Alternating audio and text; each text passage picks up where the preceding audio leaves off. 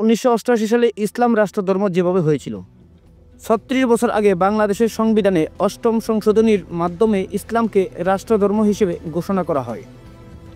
সাবেক সফল রাষ্ট্রপতি হুসেইন মোহাম্মদ এরশাদের শাসনে শেষ দিকে 1988 সালের ৭ জুন জাতীয় সংসদে পাশ করা হয় সংবিধানের এই ৮ম সংশোধনী। সংবিধানের ৮ম সংশোধনীর মাধ্যমে বাংলাদেশে রাষ্ট্রধর্ম ইসলাম ঘোষণা করেন নানান প্রতিকূলতার মাঝেও হুসেইন মোহাম্মদ এরশাদ। জিয়াউর রহমানের শাসনে সংবিধানের ৫ম সংশোধনীর মাধ্যমে যুক্ত করা হয়েছিল বিসমিল্লাহির রহমানির রহিম।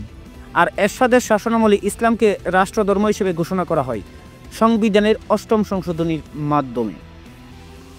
দেশের চতুর্থ জাতীয় সংসদে এই সংশোধনী পাশ করা হয়। চতুর্থ জাতীয় সংসদে রাষ্ট্রপতি এরশাদের জাতীয় পার্টি থেকে সংসদ নেতা নির্বাচিত হয়েছিলেন মওদুদ আহমেদ। তিনি সংবিধানের ৮ম সংশোধনী সংসদে তুলেছিলেন। প্রয়াত মওদুদ আহমেদ এরশাদ সরকার পদত্যাগ করার পর বিএনপিতে যোগ দিয়েছিলেন।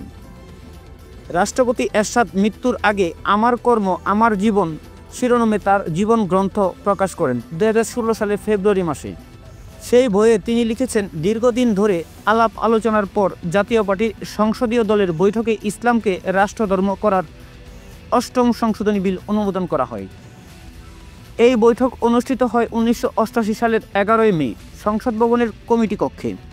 সেই দিনই বিলটি সংসদে উত্থাপন করেন তৎকালীন সংসদ নেতা ও প্রধানমন্ত্রী মওদুদ আহমেদ। বিলটির উত্থাপনের ২৭ দিন পর ১৯৮৮ সালে ৭ জুন রাত ৮টা ১০ স্পিকার শামসুল হুদা চৌধুরীর সভাপতিত্বে সংসদ অধিবেশনে ৮ম সংশোধনী বিল পাশ করা হয়। বিলটি পাশ হয়েছিল ২৫৪/০ ভোটে। সংসদে বিল পাশের সময় এর পক্ষে যুক্তি দিতে গিয়ে মওদুদ আহমেদ বলেন, এ দেশের ৯০% মানুষের ইসলামিক মূল্যবোধ আচার ব্যবহারের প্রতিফলন সংবিধানে না থাকলে কিসের প্রতিফলন থাকবে। জেনারেল এরশাদ লিখেছেন, ৮ম সংশোধনী বিলের মাধ্যমে ইসলামকে রাষ্ট্রধর্ম হিসেবে ঘোষণা করার ফলে জনগণের দীর্ঘদিনের আকাঙ্ক্ষার পূরণ হয় এবং আমরা একটি স্বতন্ত্র জাতি হিসেবে বেঁচে থাকার সুযোগ লাভ করি।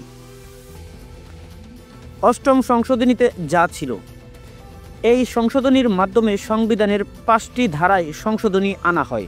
এর মধ্যে উল্লেখযোগ্য বিষয় ছিল রাষ্ট্রধর্ম হিসেবে ইসলামের স্বীকৃতি। এই সংশোধনীতে আরেকটি বড় বিষয় আনা হয়েছিল, সেটি হচ্ছে ঢাকার বাইরে হাইকোর্টের ৬টি স্থায়ী ব্রাঞ্চ স্থাপন করা। তবে সেই সময় আইনজীবীরা এর প্রতিবাদ করলে এবং সর্বোচ্চ আদালত ঢাকার বাইরে হাইকোর্টের ব্রাঞ্চ গঠনের বিষয়টি বাতিল করে দেন। রাষ্ট্রধর্ম ইসলাম না হওয়ার প্রতিবাদ করেছিল বেশিরভাগ দল। সংসদে ৮ম সংশোধনী বিল পাশের বিরুদ্ধে রাজনৈতিক অঙ্গনের প্রতিক্রিয়া হয়েছিল ব্যাপক। আওয়ামী লীগের নেতৃত্বে ৮ দলীয় জোট, বিএনপির নেতৃত্বে ৭ দলীয় জোট, বামপন্থী দলগুলো সহ অধিকাংশ দল ১৯৮৮ সালের এরশাদ সরকার বিরোধী আন্দোলন জোরদার করেছিল। সেই নির্বাচনে গঠিত সংসদে যখন ৮ম সংশোধনী বিল পাশ করে ইসলামকে রাষ্ট্রধর্ম হিসেবে ঘোষণা করা হয়, তখন আন্দোলনে থাকা সব দলই এর প্রতিবাদ জানায়। তাদের প্রতিবাদে রাজনৈতিক অঙ্গন উত্তপ্ত হয়ে উঠেছিল। আওয়ামী লীগ, বিএনপি, জামাত ইসলাম সহ আন্দোলনকারী দলগুলো ওই সংশোধনীর বিরুদ্ধে ১৯৮৮ সালের ১২ জুন সকাল ৬টা থেকে বেলা ২টা পর্যন্ত সারা দেশে হরতাল পালন করেন। সেই সময় পত্রপত্রিকায় নেতাদের যেসব বক্তব্য প্রকাশিত হয় তাতে দেখা যায় আওয়ামী লীগ, বিএনপি, জামাত ইসলাম সহ অন্যান্য দলের শীর্ষ নেতারা বলেছিলেন যে ৮ম সংশোধনী দেশের মানুষ মেনে নেবে না, এর মাধ্যমে জাতিকে বিভক্ত করা হবে বলে তারা অভিযোগ তুলেছিলেন। দুটি বড় দলের নেতৃত্বে তীব্র আন্দোলনের মুখে জেনারেল এরশাদ তার শাসনের শেষ সময়েও এর প্রতিকূলতার ভিতরেও ইসলামকে রাষ্ট্রধর্ম হিসেবে ঘোষণা করে সংবিধান সংশোধন করেন। ১৯৮৮ সালের ৮ জুন থেকে পরবর্তী কয়েকদিনের দৈনিক ইত্তেফাক পত্রিকায় রাষ্ট্রপতি এরশাদের যেসব বক্তব্য প্রকাশিত হয় তাতে তার মূল বক্তব্য ছিল ইসলামকে রাষ্ট্রধর্ম করার হলেও অন্যান্য ধর্ম পালনের অধিকারও ৮ম সংশোধনীতে নিশ্চিত করা হয়েছে। তার এ বক্তব্য তখন আন্দোলনকারী দলগুলো প্রত্যাখ্যান করেছিল। পরে এরশাদ তার বইয়েও লিখেছেন, প্রজাতন্ত্রের রাষ্ট্রধর্ম ইসলাম, তবে অন্যান্য ধর্ম প্রজাতন্ত্রের শান্তিতে পালন করা যাবে। জাতীয় পার্টির নেতা কাজী ফিরোজ রশিদ ১৯৮৮ সালের এরশাদ সরকারের টেলিযোগাযোগ মন্ত্রী ছিলেন। তিনি প্রথম আলোর এক সাক্ষাৎকারে বলেছিলেন, ক্ষমতার শেষ সময় এরশাদ টিকে থাকতে রাজনৈতিক কৌশল হিসেবে রাষ্ট্রধর্ম ইসলাম করেননি। তবে যে সংসদে অষ্টম সংশোধনী বিল পাস হয়েছিল সেই সংসদ টিকে ছিল 2 বছর 7 মাস। দেশের মানুষ ও রাষ্ট্রের স্বার্থে এরশাদ সরকার পদত্যাগ করেছিলেন 1990 সালের 6 ডিসেম্বর। আওয়ামী লীগ বিএনপি রাষ্ট্রধর্ম ইসলামের বিরোধিতা করলেও এরশাদ সরকার পদত্যাগ করার পর আওয়ামী লীগ ও বিএনপি কোনো দলের সরকারে রাষ্ট্রধর্মের বিষয়ে পরিবর্তন আনেননি। 1991 থেকে 1996 সাল, 2001 সাল থেকে 2006 সাল পর্যন্ত বিএনপি সরকারে ছিলেন। 2009 সাল থেকে টানা 4 দফায় সরকারে ছিলেন আওয়ামী লীগ।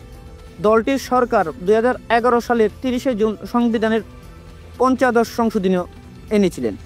সেই সংশোধনীর মাধ্যমে 1972 এর সংবিধানের 4 মূলনীতি জাতীয়তাবাদ, সমাজতন্ত্র, গণতন্ত্র ও ধর্মনিরপেক্ষতা ফিরিয়ে আনা হয়। স্বাধীনতার ঘোষণাপত্র এই সংশোধনীর মাধ্যমে সংবিধানে অন্তর্ভুক্ত করা হয়, কিন্তু সংবিধানে বিসমিল্লাহ ও রাষ্ট্রধর্ম ইসলাম বহাল রাখা হয়। এ নিয়ে নানান আলোচনা হয়েছে রাজনৈতিক অঙ্গনে, তবে এর পক্ষেই সরকার থেকে যুক্তি দেওয়া হয়। এছাড়া পঞ্চদশ সংশোধনীতে তত্ত্বাবধায়ক সরকার ব্যবস্থার বিলোপের পাশাপাশি অসাংবিধানিকভাবে ক্ষমতা দখলের জন্য রাষ্ট্রদ্রোহের অপরাধ বিবেচনার সর্বোচ্চ দণ্ডের বিধান আনা হয়েছে। বাংলাদেশে রাষ্ট্রধর্ম বিল পাস হয় 7 জুন 1988। রাষ্ট্রধর্ম ইসলাম যখন পাস হয় তখন আওয়ামী লীগ, বিএনপি, জামাত সহ প্রায় সব দলই এর তীব্র বিরোধিতা করেন। সবাই স্পষ্ট করে বলেছিলেন এরশাদ তার রাজনৈতিক স্বার্থের জন্যই মানুষের অনুভূতিকে পুঁজি করে এই বিলটি সংসদে পাশ করেছে।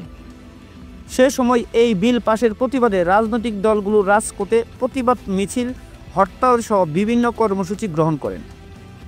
2024 সালে এসে মানুষ যে পরিমাণ ধর্মান্ধ ও ধর্মের বিষয়ে যেভাবে অসহিষ্ণুত আচরণ করছে তা বিচার করে 1988 সালের বাংলাদেশের রাজনৈতিক ও সামাজিক অবস্থা সম্পর্কে কিছুটা ধারণা পাওয়া যায়।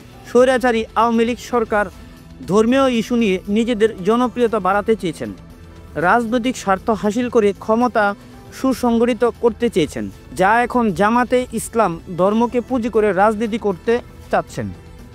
জিয়াউর রহমান সংবিধানে বিসমিল্লাহ যুক্ত করেন আর এরশাদ করেন রাষ্ট্রধর্ম। গত স্বৈরাচারী আওয়ামী লীগ সরকারও কথায় কথায় ধর্মকে উপস্থাপনা করেছেন।